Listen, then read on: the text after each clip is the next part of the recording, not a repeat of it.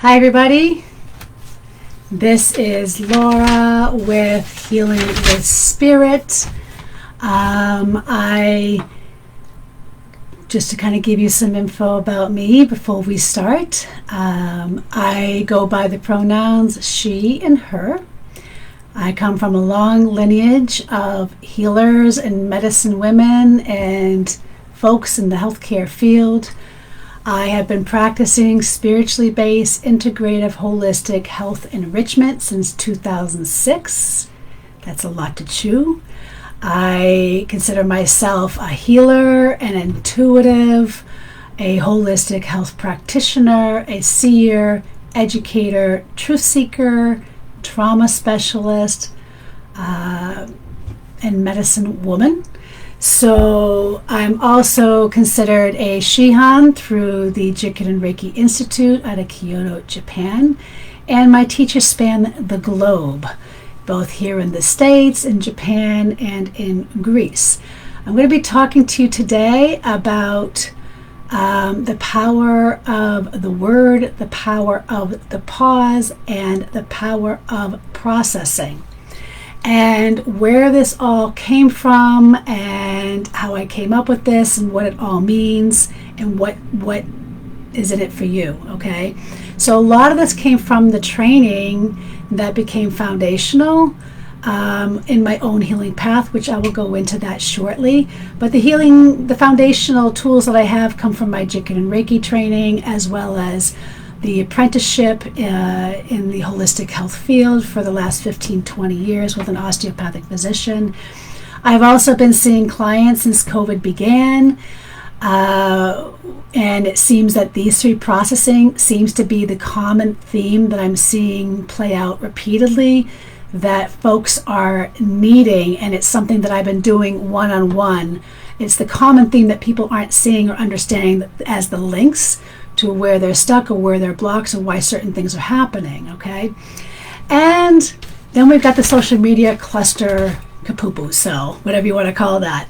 So when I want to talk about with the power of the word, with these are all kind of, I'm giving you an intro to these classes that I'm going to be launching. Each are going to be an hour long. Each class, this is what you're going to get. You're going to get a workbook. You're going to get a guided experiential or a meditation to help you process and assimilate. And then we're also going to have either you can be in person, either virtually in person, or you can subscribe and register for the class and watch the replays. But you have to be registered. It can't be like a post thing. So the power of the word, like what comes to mind when you think of the idea or concept of the power of the word, right? Like it seems so simple. If it is so simple, then why aren't we understanding that in this American culture, okay? And what I keep hearing, and I'm seeing it a lot, even with a lot of folks with the social media outbursts, using gaslighting a lot. That is a concept us as Americans, like we put a lot of energy and stock behind toxic words and emotions, right? Think about it. Like the word hate and anger and labeling, like that's like in gaslighting. Like when I think of gaslighting, I think of like domestic violence victims, like, you know, when it comes to physical wounds, like those heal. When it comes to the emotional and the verbal wounds, those can sometimes take a lifetime to heal from, depending on the severity of the words, okay? So, and then we wonder why does it stick? If sticks and stones break my bones, you know, and words will never hurt me, whatever, you know, that's a fallacy, all right? Because words are energy, and the Japanese understand this very good. This is why if you understand like Japanese culture just in general, they tend to be very polite. They understand this concept. And if you have questions along the way, please post in the comments so I can get to them at the end when I wrap up with what I have to say, and I will answer questions towards the end here. So I'm going to be sharing some of these Japanese concepts on how words have spiritual power, and it goes behind a word called kododama. It is something that we learn in various Japanese traditions, and Shinto and Japanese Buddhist, and also Jigoro Reiki and other forms. And we're going to look at, well, if we're so embedded in, like, we can throw out these toxic emotions and it weakens our body, why aren't we taking that and infusing Kodadama, and words have spiritual power to do good? Like, that doesn't seem to be as much of a priority for us. Even they go, oh, well, and there's also a thing, by the way, called toxic positivity. So this is what we're going to go into, because this is not about toxic positivity. This is about how do we shift our energy, our frequency, and vibration, while also honoring maybe some things that we're experiencing, okay? So in this class, we're going to learn how to feel these words and how it's showing up in our body, how it's showing up in our health, our life, and how we might be repeating certain cycles and behaviors and don't even know it because it's coming from a subconscious mindset. How do I know this? I know this because when I'm working one-on-one with people, I'm seeing it and I'm having to go, pause, and I go, did you realize what you just said? And they had no clue. And then I have to repeat it and they go, oh. So this is what I know. We don't really know. We have all these thoughts and words that come out. It's like slippery tongue, okay? We don't always understand, like, the ramifications that it has spiritually. So in the second class is about the pause. Why is the power of the pause so important? This is the most known, that people say, you know, take 3 breaths, you know, like take a pause, take a break, right? And even like doctors, when it came to stress management years ago, they would say, oh, it's just stress related, like go home and just relax. Well, if you knew how to take that pause and learn how to relax, then you wouldn't be in the doctor's offices. So our culture, with our inability to know how to relax, is linked to over 70% of the chronic illnesses and diseases that we have in this country today. Okay? So this is why the pause is the most understood. So what we're going to learn in this particular class is how to get clarity in the problem by identifying problematic terminology and language and shifting the terminology, which then shifts the energy. And then we can identify the actual how we can move towards whatever solution or breakthrough that we're looking for. This is what Ruth Bader Ginsburg was a master at. This is why she won 5 out of 6 Supreme Court cases. Okay, she knew how to use this as a power. This is what I want to teach you. Okay, the power of the processing is a step that I will say from my years of doing trauma work. It's a process that most want to avoid. We either want to avoid it or we want to numb ourselves from it. We have become a very addictive society and masters at the avoidance game, okay? Addictions to things like, maybe not things that you think of, addictions to thoughts, addictions to obsessive thoughts, to drama, to avoidance, to substances, and even abuse, okay? Is any of these things resonating with you? And if you have questions, please post in the comments so I can be able to answer or clarify for you. That would be great. So this idea of processing, many confuse the nature of negative emotions and how we process this. This is where we have the broken link. So I'm going to show you why processing these, not ignoring or shoving under the carpet or pretending they don't exist, or toxic positivity of just avoiding, okay, negative emotions. This is about going and understanding why processing matters. Just look at the state of our society, the increased stress, the increase in suicides, the increase in domestic violence, the increase in anxiety and depression and chronic illness and even cancers in youth and children now, okay? We have become a toxic situation, society, that we just go, go, go, go, go. Where's my Red Bull? Where's my caffeine? Where are my stimulants? I need something to get me going, to force this thing, instead of understanding that there's actually a power behind processing something. It even goes to the thing that we go more into in the class of the Bless Your Junk class, where it's the concept of understanding even letting go. Well, if you knew how to let go, it would have already been done. You have to know how to process certain things in order to let go, because letting go isn't about forcing it. It just lets go when you're able to process things in a certain manner, right? So why should you take these courses? And I'm going to say they're going to be very nominal. They're going to be like 20 or 30 bucks a pop. So they're not going to be like hundreds of dollars, okay? So why should you take these classes? One, as a trauma survivor, I had one of the worst domestic violence cases legally in the state of Massachusetts. So what we are currently experiencing right here as a collective in this country, globally, politically, including the current instability with potential civil war, I lived in Massachusetts. I lived this type of life for a good 10 years, trying to find my way with a system that was very oppressive. I know trauma. How do I know trauma? Because I'm just going to go boom, boom, boom. The child abuse, I was raped at 15, I was roofied at 21, I was fired from my first job for sexual harassment. I then married somebody who was a domestic abuser. Then I was re-abused by the system when I went to it to protect me and my children, where I was met with oppression and silencing, because they don't want strong women to have power and truth. Okay, so I know trauma and I know injustice. How do I know injustice?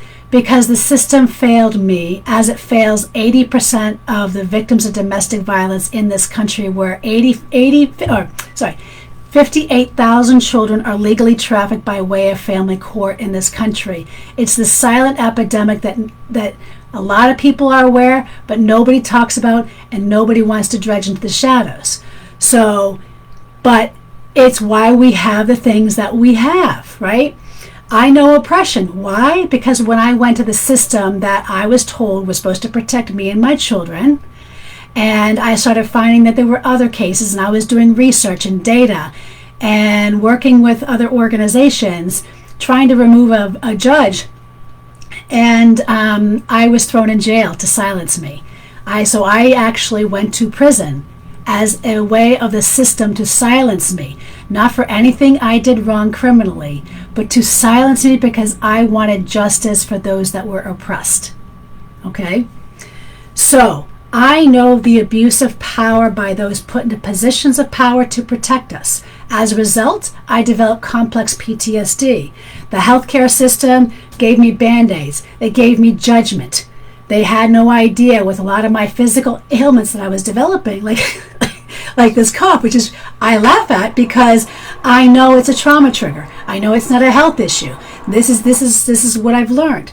Therapy and psychotherapy gave me numbing agents with no cure and no pathway to be empowered again and to feel like a normal human being again and to be back into my power. So over the last 15 years, I've spent looking for ways to heal the broken me. I even have 2 books talking about this processing and how I did it, if you're interested on this topic. And despite being borderline autoimmune for 10 years, I've never become full-blown because of these tools I have learned. I'm officially off all my medications, all, okay, including antidepressants, anti-anxiety meds, mood stabilizers, medications for my gut issues, and anti-inflammatories. Gone out the window. I'm on a single one. I was able to do that in 5 years.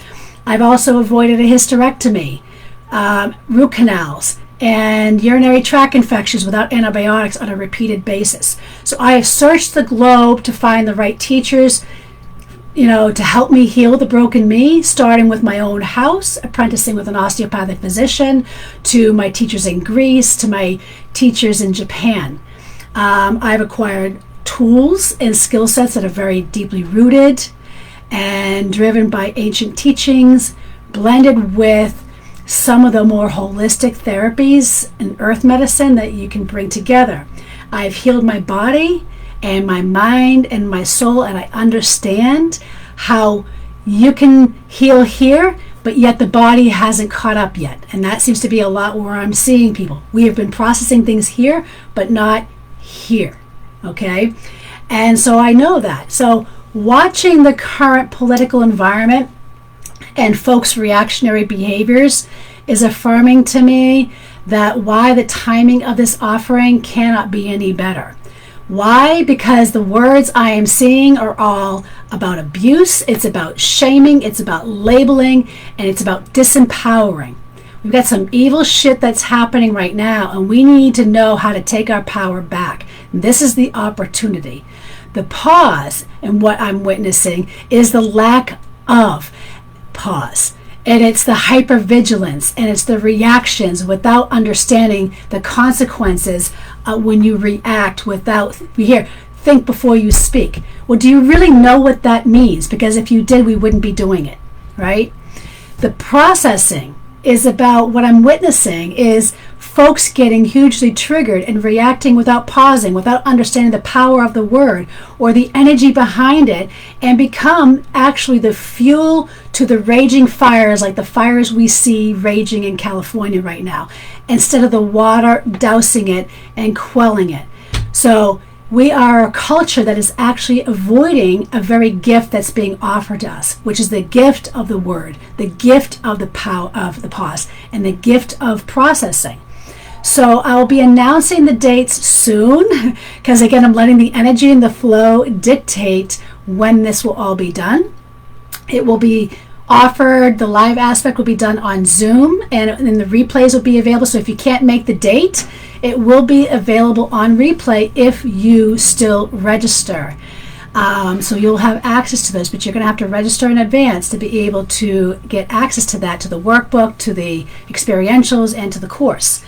And you're going to need to subscribe, which I will put in the comments as well as edit the description, to subscribe to the email if you want the details on when these are going to be further announced. And I'm going to tell you, this is going to be the best money you will spend in the coming weeks. For less than $100, you're going to be able to acquire tools and skill sets and how-tos and get breakthroughs to help you get through what we're experiencing, and to take with you to continue that role to create breakthroughs moving further down the road, because the energies are not going to get easier. They're going to get more difficult, and you're going to need to know how to deal with them. All right.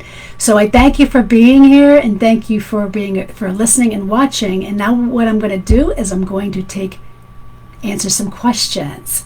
So I need to hear about processing. I'm reading something very challenging right now. Oh my God. We want justice for all those who are oppressed. Impressive. Heal the broken me. That would be extremely helpful. Yes. So Tina, so the healing the broken me is going to be infused, because I'm giving you the hows in this coursework with these three mini classes, as well as the one that will be coming after, which is on the Bless Your Junk class, which talks more in detail about how to heal the broken me, and how to take those things and maybe the self-shaming and everything else that is coming along with it, and the old belief systems, and how to turn it into a superpower. And then we also have, so that's going to be a 4-week class, at least that's what's projected. And then the following one that also goes into the healing the broken me is understanding, especially if you're sensitive or if you've got chronic illness and disease, why to maybe take the 8-week virtual course on the Rooted and Resilient Empath. So I'm going to be going into those. So I'm hoping this is helpful to you. I didn't see any questions as to what folks might have on what I just presented, because we're going to be going through a lot, and the next 6 weeks are going to be interesting, let's just say, okay? And that's going to be a choice for you. So I thank you for being here with me, and I'm going to put the links if you want to receive the emails to be a part of this launch and part of this work, so you stay in the loop for these details. Have a great day, everybody. Arigatou gozaimashita.